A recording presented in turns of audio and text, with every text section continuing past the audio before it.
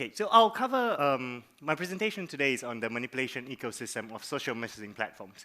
And by social messaging platforms, we mean peer-to-peer messaging platforms, platforms like WhatsApp, Telegram, so on and so forth.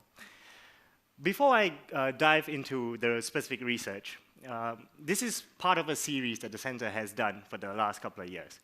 So back in 2018, we used an experiment to demonstrate how easily an adversary could, and at low cost, collect significant amounts of data and how that can be used to influence members of the public as well as the military.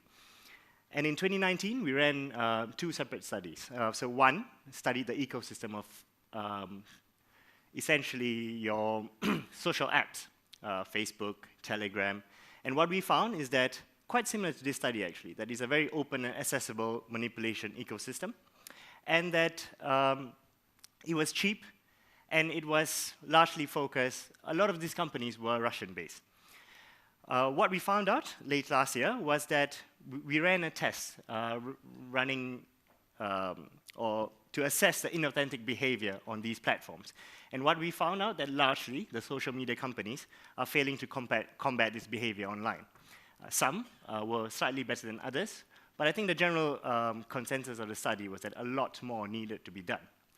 So what we did for this study was, the aim of the experiment was to communicate to both national institutions as well as people like us that are interested in communications, and provide them with an overview of the security risks as well as the scale and effect of manipulation on popular social messaging platforms.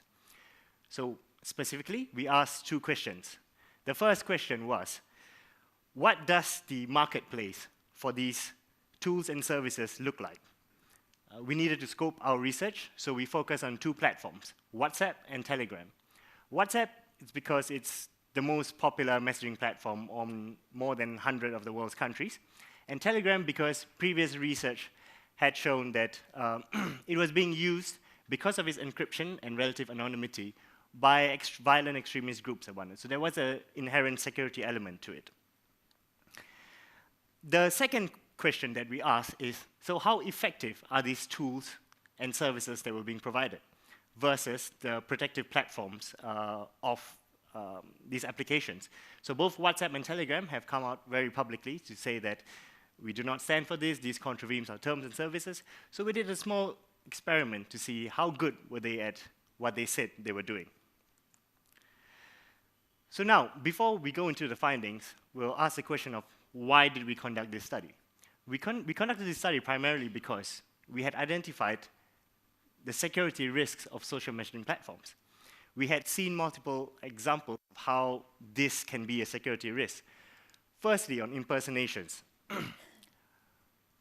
Both WhatsApp and Telegram have been used before to impersonate individuals and fish for information. Most of the time, this information is for financial gain. So people get asked confidential information that can be used to access their bank accounts and then take money out and stuff. But it's not far-fetched for it to be applied in a security context, where you have people impersonating military commanders, political personnel, and so on and so forth. So impersonation is a key security risk when it comes to social messaging platforms. Second, cyber attacks. Over 90% of cyber attacks start off because of a human error in the loop. The human is often the weakest link in the chain. And what these platforms give you is that they open the doors to a successful attacks. So we've seen downloading of a link, or downloading of a file, opening of a link, can open these doors. And we've seen the most famous example with the one of Jeff Bezos, where he opened a link on WhatsApp, and allegedly a lot of sensitive information was stolen. Information influence activities, and I'm sure that would be something of concern to most of us here, is that these platforms, or rather these platforms allow for targeted reaching of individuals. Down to regions, down to person, you're able to reach individuals, and in a military context, we have seen, or the Ukrainian example has shown us, how specific messages can be sent to individuals at the front line that can have an effect on force protection. The last would be on data privacy. And I'll cover this later as well. A reason why the platforms are so good at what they do is because they collect a huge amount of data from a user. Everything from your GPS to your microphone to what you've been surfing on your device is collected. And with that comes a risk when we're talking about data privacy. So now I'll go straight to the study. To answer the first question, what does it look like? What does the marketplace look like? What we found was a worldwide and accessible market. It was, unlike social media manipulation services, where previous studies have shown that they were predominantly Russian, that's not the case for these manipulation services on WhatsApp and Telegram. They had no geographical focus. You were as likely to find something in Philippines as in India, as in the US, as compared to Russia. Second, they were easily found on search engines. So we had initially thought it would be something you would find on the dark web, or you had to ask a friend of a friend, or you had to search through forums. But no, these were easily accessible on any of the popular search engines, and we had really no trouble finding it. In the end, we found close to about 40 to 50 providers, perpetually reliable providers within the span of 1 to 2 days. And thirdly, they were cheap. They weren't as cheap as your social media manipulation services, but you were able to hire, for example, in one of the examples, a freelancer was offering his service for 30 euros, purportedly to reach 50,000 users on Telegram. So it's not as cheap as what you find on Facebook and Instagram, but it is definitely relatively affordable. Next, what we went down to is we assessed the market and what services were out there, and we found 3 main services that were provided. First is on mass messaging, the ability to reach groups of people. Second is on tailored engagement service. So these were your typical PR-style boutique agencies that sort of offered 6 to 9 months campaign on, okay, I want to target this group of people over this amount of time. How best do I do it using WhatsApp and Telegram? The third, which also relates to what I spoke about privacy, was about sale of databases. So you had people that weren't providing services per se, but they would provide users on these platforms. So you could buy numbers of people who are on WhatsApp, and often these numbers of people were tailored by target audience. I mean, naturally these are number-based, so you really have a regional, you do have a country-specific contact, but beyond that, you could dial down to people who had online shopped in the last week, people who were interested in gambling, so on and so forth. So you could do some level of segmentization of your target audience. But beyond that, it's not very hard to extract databases yourself. So we didn't have to do very much to extract data, or we didn't actually extract data, but we just found that you could do it. Because all you needed to do was to join, it was covered in the previous panel as well, to join your open WhatsApp groups or your Telegram channels, and then you can extract your usernames or your numbers from there. So you actually don't need someone to do it for you, and you can do it yourself, and that is a vulnerability in itself. Next, what we looked at was on the different actors. I'll breeze through this, but in essence, the buyer has multiple options to choose from. You can buy software to do it yourself, you can get an API provider, you can get agencies to do it for you, you can go to a forum and find freelancers to do it for you, or there are online websites that you can go in, and then you can key in exactly what you want, and it gets delivered at the back end. Then we moved on to the second question, and we asked, how effective are these tools and services at what they said they were doing?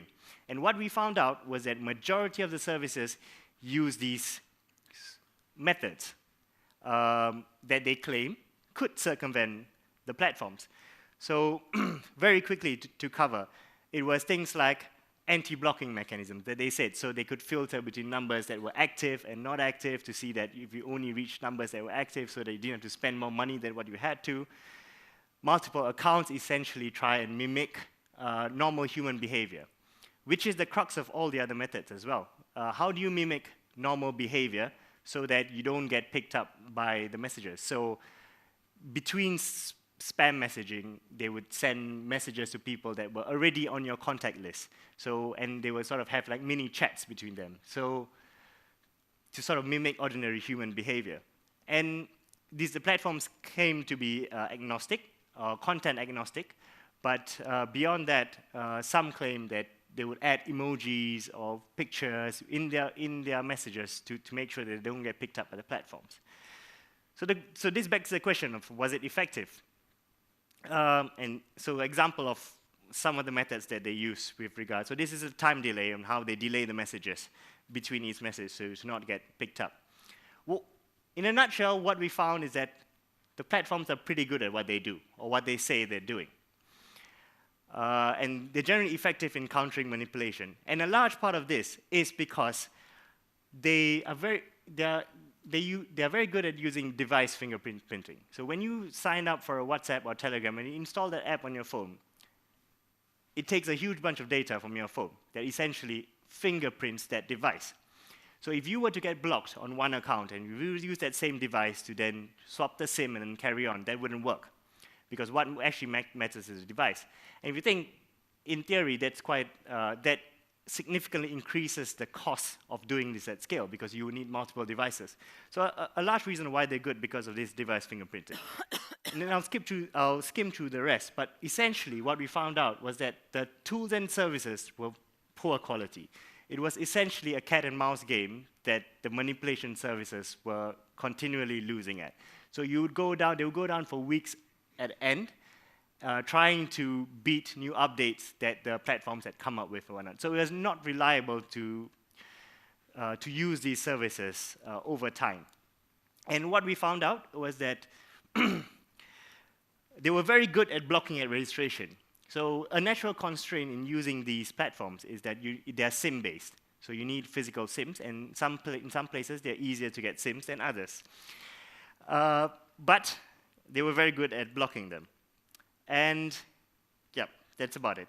So in conclusion, 3 things. 1, the manipulation on these platforms is definitely an information influence and cybersecurity risk. The marketplace, what it looks like, it is easily available, it is cheap, and they're not very good at what they do. And lastly, the platforms are generally effective at countering mass messaging, but of course that comes at a cost to data privacy, and more needs to be to make the end user aware of exactly what are they giving up. Saying that, and we've heard about the Sri Lankan example, the Indian example as well.